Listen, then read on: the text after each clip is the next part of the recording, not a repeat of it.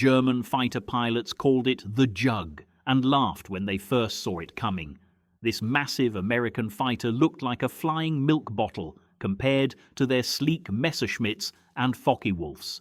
But when those 8 machine guns opened fire, the laughter stopped. This is the story of how the most underestimated fighter plane of World War II became the most feared killing machine in the European skies. Spring of 1943. The skies over Nazi-occupied Europe belonged to the Luftwaffe. American bomber crews were dying by the thousands. Every mission into German territory was a death sentence. The B-17s and B-24s would take off in the morning, and by afternoon, entire squadrons would be gone, shot down, burning, falling from 25,000 feet with no fighter protection to save them. The P-38 Lightning couldn't climb high enough, the P-40 Warhawk was too slow, the P-39 Airacobra was a joke at altitude. American pilots were flying into combat with one hand tied behind their backs, and the Germans knew it. They would wait until the short-range British Spitfires turned back, then swarm the bombers like wolves on wounded sheep. But then something new started showing up over the French coastline, something big, something the German pilots had never seen before. The Republic P-47 Thunderbolt rolled off the production line in 1942, and everyone hated it. American pilots took one look at this thing and wanted nothing to do with it. It weighed 7 tons. 7 tons. That's twice as heavy as a Spitfire, 3 times heavier than a Zero. This wasn't a fighter plane. This was a flying tank with wings bolted on. The cockpit sat so far back that pilots said it felt like riding in the trunk of a car. You couldn't see anything. The nose stretched out in front of you like the hood of a Cadillac. Landing this beast was like trying to park a bus while looking through a mailbox slot, and it was slow. At least, that's what everyone thought at first. On paper, the P-47 could barely match the speed of the planes it was supposed to replace. It took forever to climb. It turned like a dump truck. When you pushed the throttle forward, there was this horrible lag before anything happened. German pilots in their nimble Bf-109s would see these big American fighters coming and couldn't believe what they were looking at. The Luftwaffe had spent years perfecting dogfighting tactics. Their planes were designed for one thing: turning tight circles in the sky and getting on your tail. The 109 could flip around in seconds. The FW-190 could roll faster than anything else in the air. German aces had hundreds of kills between them. They knew every trick, every maneuver, every way to win a fight. And then this fat American plane shows up, looking like someone stuck wings on a water heater. They called it the Jug because it looked like a milk jug.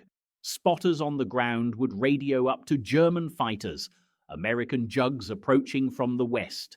The name was meant to be an insult, and German pilots would actually argue over who had to waste ammunition shooting them down. It seemed like target practice, easy kills to pad their scores. But there was something these experienced German pilots didn't know, something the P-47's own pilots didn't even fully understand yet. This plane wasn't built to dogfight. It was built to do something completely different, something that would change air combat forever. The man who designed the P-47 was a Russian immigrant named Alexander Kartveli. He had been working for Republic Aviation since the 1930s, designing fighter planes that were tough and practical rather than elegant and fast. When the Army Air Corps came to him in 1940 with a problem, Kartveli saw an opportunity that nobody else did.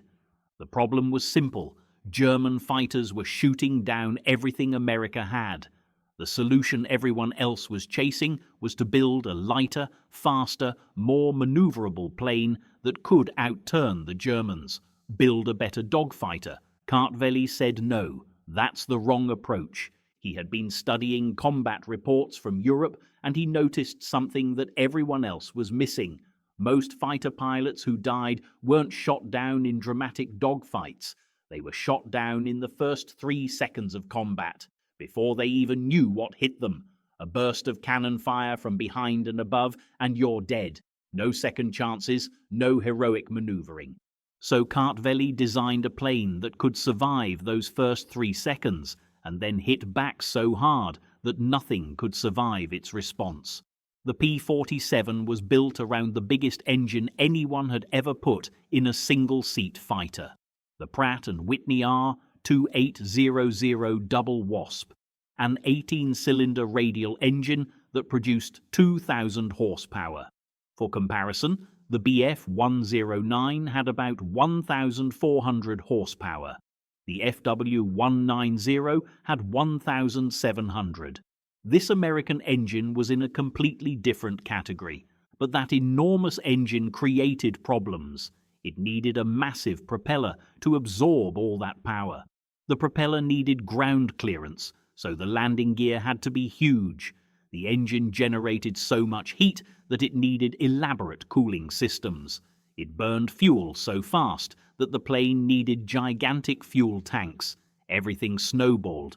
Every solution created a new problem that added more weight. By the time Kartveli was done, his fighter plane weighed more than some bombers. The Army Air Corps almost cancelled the project. They wanted a fighter, not a flying locomotive, but Kartveli convinced them to look at what all that weight could do. That heavy engine could push the plane to 430 miles per hour in level flight, faster than any German fighter. That massive airframe could carry 8.50 caliber machine guns, more firepower than any fighter in the world. Those huge fuel tanks meant it could fly to Berlin and back. No other American fighter could do that, and all that weight meant armor, lots of armor. The P-47 had a layer of steel plate behind the pilot's seat that was an inch thick. The engine had an armored cowling. The oil cooler was protected. Even the cockpit glass was bullet-resistant. You could shoot this plane 100 times and it would keep flying. But none of that mattered if pilots couldn't figure out how to use it. The first P-47 squadrons arrived in England in late 1942, and the learning curve was brutal. American pilots were still thinking like dog fighters. They would see a German plane, try to turn with it, and get absolutely destroyed. The P-47 couldn't turn with a 109. It couldn't roll with a 190. In a traditional dogfight, the P-47 lost every time. Pilots started calling it a coffin. They wanted their old planes back. Some squadrons refused to fly it. The British pilots looked at this American monster and shook their heads. This wasn't going to work. Then a few pilots started to figure something out. The P-47 couldn't turn, but it could dive like a meteor. When you pointed that 7-ton mass at the ground and opened the throttle, the plane would accelerate past 500 miles per hour. Nothing else in the sky could do that. German fighters would try to follow, and their wings would literally start to come apart from the stress, and the P-47 could climb back up.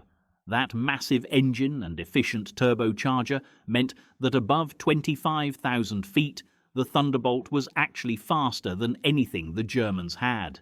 The higher you went, the better it performed.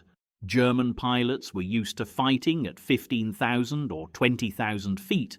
The P-47 loved 30,000 feet. Up there, it was a completely different airplane. A new tactic emerged: boom and zoom. Don't dogfight, don't turn, stay high, stay fast. See an enemy below you, dive at maximum speed, fire a burst from those 8 machine guns, and climb back up before anyone can react. If they try to follow you up, their engines choke out in the thin air, and you shoot them while they're gasping for speed. And if they hit you, that armor would save your life. Pilots started coming back with holes in their planes that would have downed any other fighter. 20mm cannon shells lodged in the engine that didn't stop it from running. Entire cylinder heads blown off with oil streaming behind them, and the plane still flew. One pilot made it back to England with 3 feet of his wing missing. The Germans started to realize they had a problem. By the summer of 1943, P-47 squadrons were flying deep into German territory, escorting bomber formations all the way to the target and back. The Luftwaffe would send up everything they had, and these big American fighters would tear through them. The 8.50 caliber machine guns could put out 100 rounds per second combined. When all 8 guns converged on a target, the effect was devastating. German planes didn't just get shot down, they came apart in mid-air. One pilot described it like this: "You press the trigger and it sounds like the whole plane is tearing itself apart. The guns are so loud and the recoil is so strong that it feels like you hit a wall in the sky. But then you see what it does to the target and you understand.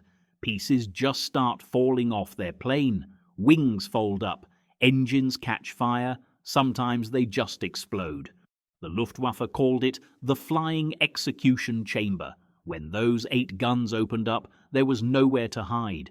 German pilots stopped laughing. They started running, but the P-47's real moment was still coming. The moment when it would prove that it wasn't just a good fighter, it was the most dangerous weapon in the sky. January 11th, 1944. Major Robert Johnson was leading his squadron back from a bomber escort mission over Germany. They had just fought off a dozen FW-190s, and his wingman's plane was smoking. They needed to get home fast.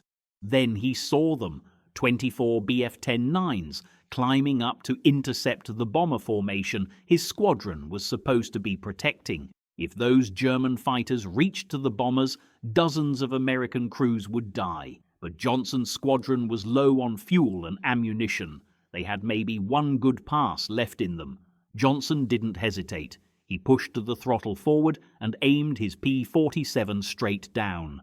What happened next became one of the most studied air battles of the entire war. Johnson's plane accelerated past 500 miles per hour in the dive. The German pilots saw him coming and tried to scatter, but he was on them before they could react. He opened fire on the lead 109 and the plane disintegrated, literally came apart like it had been hit by a bomb. Pieces of aircraft spinning in every direction. The other German pilots panicked and broke formation. That was their first mistake. They tried to dive away from Johnson, thinking they could outrun him. That was their second mistake. The P-47 was faster in a dive than anything. Johnson caught the next 109 before it could drop 1,000 feet. Another burst, another kill. The German plane rolled over and fell, trailing fire. Now the rest of the Luftwaffe formation was in chaos. Some tried to climb away, some tried to run, some tried to turn and fight. None of it worked. Johnson's squadron had followed him down, and now 8 P-47s were in the middle of 24 German fighters, and the Germans were losing. The Thunderbolts would dive on a target, fire and zoom back up before the Germans could respond. Every time a 109 tried to get on someone's tail, another P-47 would dive from above and blow it apart. The German formation fell to pieces. Planes scattered in every direction, and the P-47s hunted them down one by one. In 6 minutes, Johnson's squadron shot down 16 German fighters. 16. They lost 0. Not a single P-47 went down. When they landed back in England, the ground crews couldn't believe what they were seeing. Johnson's plane had taken hits. So had several others, but they were all flying. All 8 Thunderbolts taxied to their spots, engines still running strong. The bomber crews that Johnson's squadron had saved heard about what happened and walked to the fighter line to thank them in person. One B-17 pilot just stood there looking at the P-47s lined up on the ramp, these massive machines with their big radial engines ticking as they cooled down, and he said, "I used to think you guys flew too careful. Now I get it. You're not here to dogfight. You're here to kill." That was the moment everyone understood what the P-47 really was. It wasn't a traditional fighter, it was a destroyer. A platform for 8.50 caliber machine guns with enough speed, protection, and endurance to go anywhere, kill anything, and come home. Word of Johnson's fight spread through the bomber squadrons, and morale changed overnight. Crews stopped feeling like they were flying suicide missions. When they saw those big fighters forming up on their wings, they knew they had a chance. The Luftwaffe knew it too. German pilots started refusing missions when they heard P-47s were in the area. But the war was about to ask even more from the Thunderbolt, because it turned out that 8 machine guns and heavy armor weren't just useful for air-to-air combat. Republic Aviation started testing the P-47 for ground attack missions, and the results were terrifying. Those 8 guns could shred trucks, trains, and light armor like paper. The plane could carry bombs, rockets. It could fly low, take heavy ground fire, and keep going. Pilots discovered that the P-47 could survive hits from anti-aircraft guns that would blow the tail off a Spitfire. By 1944, the P-47 was doing double duty: escort bombers in the morning, strafe German supply lines in the afternoon. The Luftwaffe couldn't stop the bombers because the P-47s were protecting them. The German army couldn't move supplies because the P-47s were destroying everything on the roads. There's a famous story from the Battle of the Bulge in December 1944. German forces had pushed deep into Allied lines during bad weather, and when the skies finally cleared, hundreds of P-47s took off on ground attack missions. They found German tank columns stretched out for miles, and they destroyed them. Pilots would come back to base, rearm, refuel, and go right back out. Some flew 4 missions in one day. German soldiers called it Jabos, short for Jagdbomber or fighter bomber.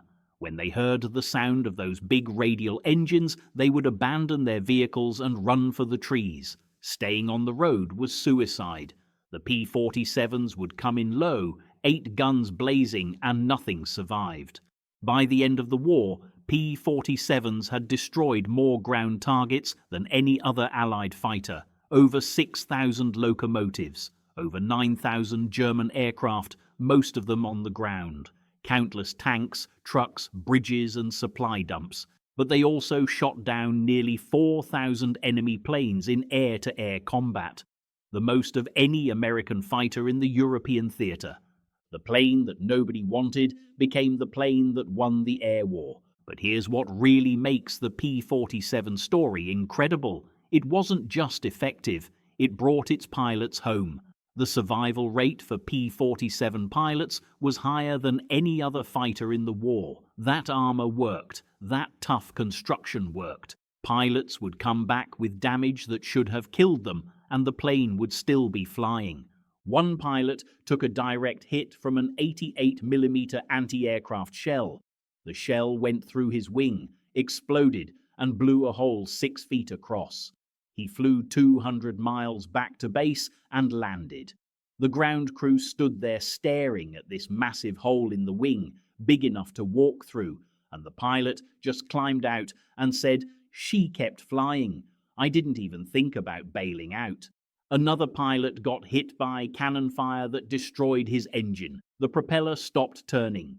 He was 50 miles behind enemy lines, but the P-47 had such a good glide ratio that he managed to make it back across the front lines and crash land in Allied territory. He walked away. These stories happened over and over. The P-47 earned a reputation for being nearly indestructible, and pilots loved it for that. It didn't matter how good a dogfighter you were if you got shot down on your 3rd mission.